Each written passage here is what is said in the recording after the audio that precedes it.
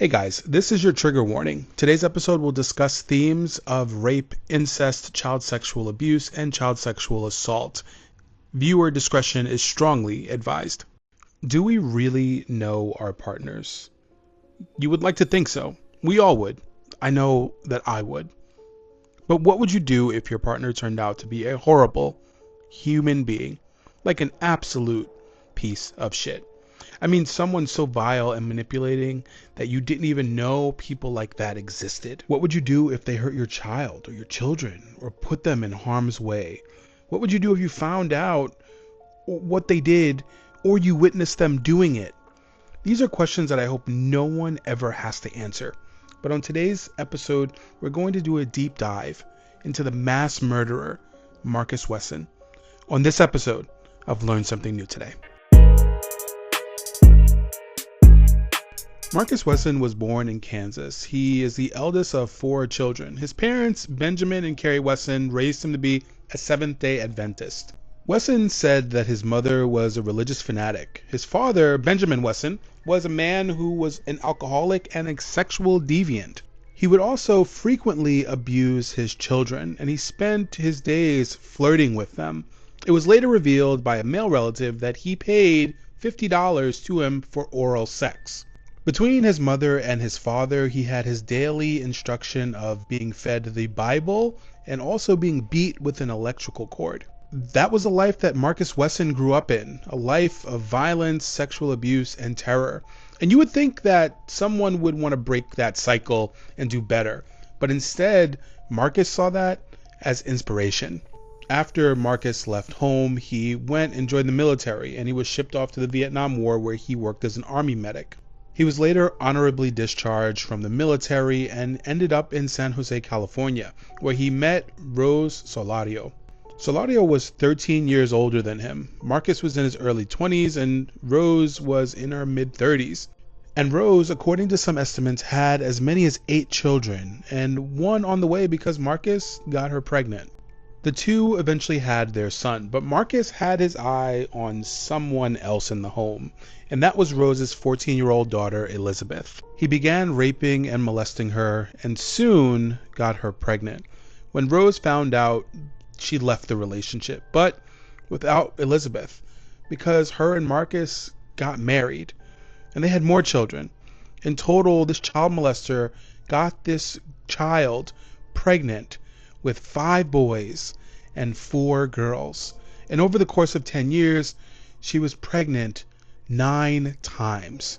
In 1989, Elizabeth's sister, Rosemary, dumped off her 7 children at Wesson's house because of her drug addiction. She took care of them, and according to media reports, they had as many as 16 children living in their home. The family had no consistent income. They lived off of welfare and took shelter wherever they could. Even though the family had no consistent income and the kids would often have to dig through trash for food, Wesson always had money for fast food and food for himself. Wesson segregated his house, forbidding brothers and sisters from associating with each other, and according to his warped logic, he believed that children would develop sexual feelings for each other. He groomed his daughters and his nieces to act as his geishas. They washed his dreadlocks, scratched his armpits, and even his stomach, and did whatever he told them to do. And when the girls were around 8 or 9, Wesson started molesting them too. At one point, 4 of the girls in his home were pregnant at the same time. Marcus Wesson was fascinated with the Branch Davidians and David Koresh, a cult leader in Waco, Texas, who took multiple wives. It's alleged that he made the family watch when the federal government raided their compound, and according to newspapers, he said, "This is how the world is attacking God's people. This man is just like me. He's making children for the Lord, and that's what we should be doing, making children for the Lord." I noticed something about these particular cases when I talk about them or when I'm making videos for TikTok. These people always excuse their behavior by invoking some sort of divine deity. It's like they use it as a shield to protect themselves from any kind of accountability. And even when people say, only God can judge me, that's a soft version of it. but there are people that are so bought and sold into their religious practices that it absolves them from any guilt for anything that they do, as long as they're doing it based on what they see in their religious scripture. And I know that's off subject, but that's just something that I notice in every single one of these type of cases. Anyway, back to this monster. His daughters and nieces would have normal teenage inclinations, but Marcus didn't want them talking to any boys except for him whatsoever under any circumstances. He caught one of his daughters, Ruby Sanchez, talking to a boy and beat her severely. Now, Ruby had tried to run away several times, but she always came back because she never had anywhere to go. Finally, when she turned 22, she left for good. Her sister, Sofina Solorio, left as well. By the fall of 2003, the family had moved into a 63-foot tugboat in Tomales Bay, an hour north of San Francisco. It was a concrete and wood boat that was rotting and falling apart and had no bathroom. People in the town would often see the boys and the girls foraging for food, consistently pregnant, and digging in the trash, always avoiding eye contact and conversation with any of the people in the town. One man said, "I pegged them as some sort of Jonestown cult." People even reported seeing children rowing Marcus Wesson's fat ass to shore. And although some of his daughters did have jobs at the convention center, they would never see a paycheck because Marcus would take them. It's believed that the boat that was unsafe to begin with and didn't have a bathroom started taking on water, and the sheriff's department was alerted, and they deemed the boathouse unsafe and ordered them to vacate.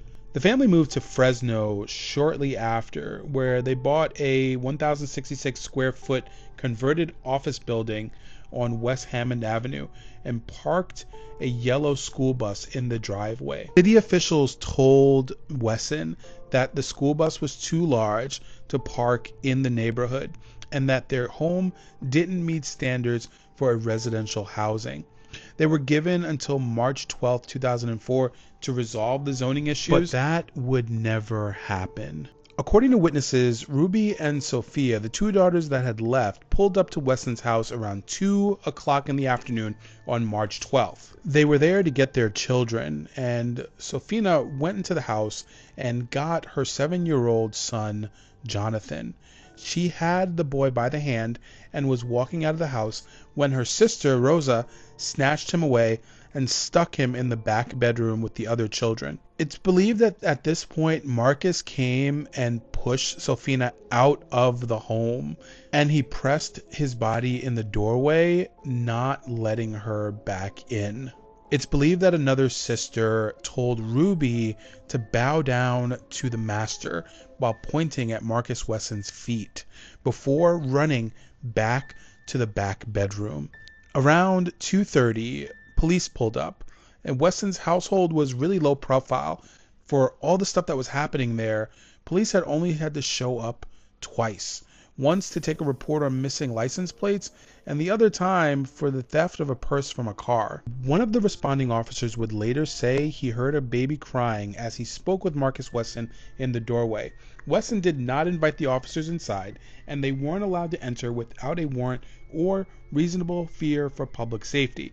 Wesson's prematurely calm demeanor, as the crowd cursed and jeered around him, led officers to believe that the patriarch of the family, who was also a child molester, would work with them towards a peaceful resolution. It's really giving, I don't want to do my job and I really don't want to get involved. And I feel like a lot of times when police are dealing with domestic violence situations, especially when they involve people of color, that they expect us to like be some violent people, and therefore like the moment they calm us down, the issue is done for them. Like, okay, everybody's calm, goodbye. And it's really giving that in this particular situation. Here you have a black man and Hispanic biracial family, and they're being sexually abused, impregnated against their will, all kind of stuff like that by this grown-ass man. and the police are just like, he's calm, we'll work it out. It just doesn't seem, none of this is right. But as soon as police turned around, Marcus ducked into the house and slammed the door in their face. Marcus Wesson had made a deal with his children a long time ago that if they ever abandoned his home, they had to leave their children behind. In the event of Child Protective Services or any other government agency coming to split them up, Wesson gave his children the green light to kill each other and then to kill themselves. And they were brainwashed to do it. Wesson told his daughters and nieces to first murder their offspring before killing themselves, and that he would stay alive. He'd be the only person to stay alive to explain their decision to the public. And according to the plan, that Solorio said the family held monthly meetings to discuss in detail how they would do it, including a suicide plan, including how to shoot to kill. As I'm writing the script for this, I noticed something. Throughout these children's experience with this man, no one stepped in, no Child Protective Services, no police, no anyone stepped in to say this is wrong. And as a parent myself, I couldn't imagine putting my own children through this.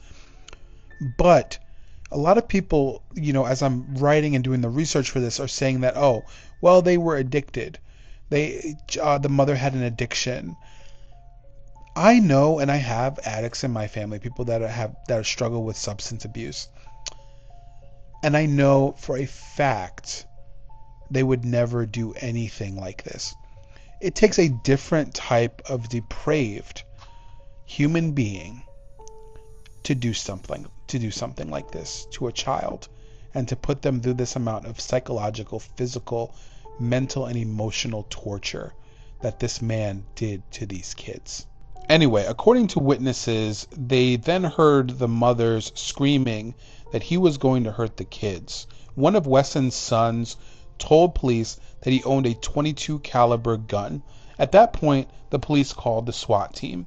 The police ordered the crowd to disperse, and they took cover behind trees, the bus, and bushes. An enraged woman punched the hood of the patrol car, denting it. During the standoff, several witnesses reported hearing gunshots from inside the house. According to media reports, the implication was that police didn't move to stop the massacre as soon as it began, but all the officers present denied hearing any gunshots. Now, this was also fully supported by the police chief. I do not believe them. All the witnesses that have no guns can hear what's happening in the house, but everyone responsible for doing something about it can't?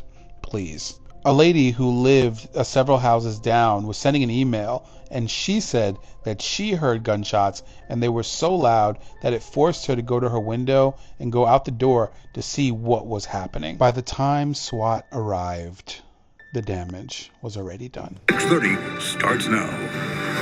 But I don't think anybody could have predicted what occurred.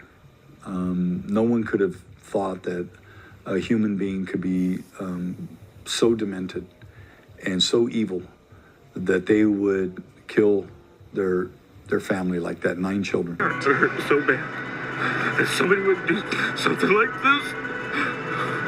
This is terrible. It didn't take long for police to find what they were looking for. In the back room, each victim had been shot once in the eye. All the children of Marcus Wesson, stacked on top of each other from youngest to oldest. And in the hand of the one daughter was a .22 caliber under her arm. It's believed that although this was a planned suicide, Marcus was responsible for taking the lives of at least some of his children. During the trial, Elizabeth Wesson, Marcus Wesson's wife that he married when she was a teenager, had said she had no knowledge of her husband's sexual relations with their daughters and nieces. Quote, "How can I protect them if they didn't tell me? They never told me anything," she told the court. When asked about the girls getting pregnant visibly, she said she didn't ask who the father was.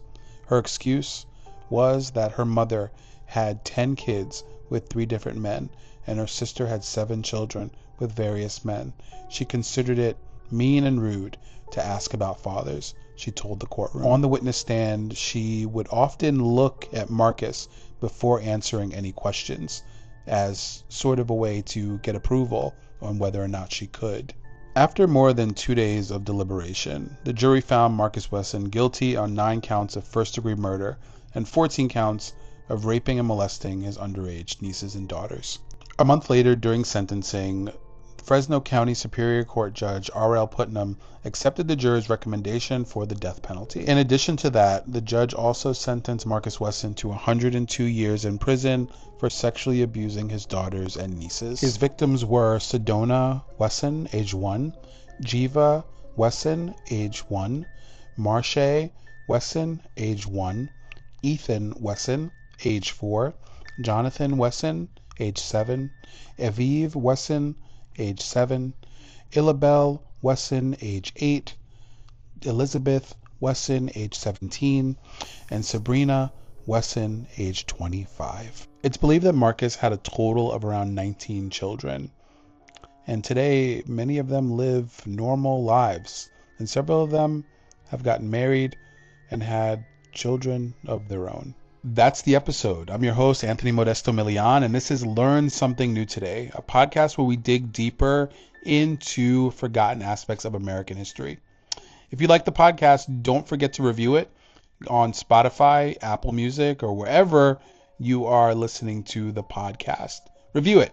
That makes sure that the podcast gets ranked higher, more people watch us, more people listen, and I don't know, whatever comes along with being a successful podcaster. I want all the things. But thank you guys. If you guys really want to support, buy something from the merch store. Also, you could subscribe to Patreon. I believe it's only $3 a month. So either way, thank you guys for listening. Your time and listening is important, so I appreciate it. And remember, take care of yourselves and also each other. And I hope you learned something new today.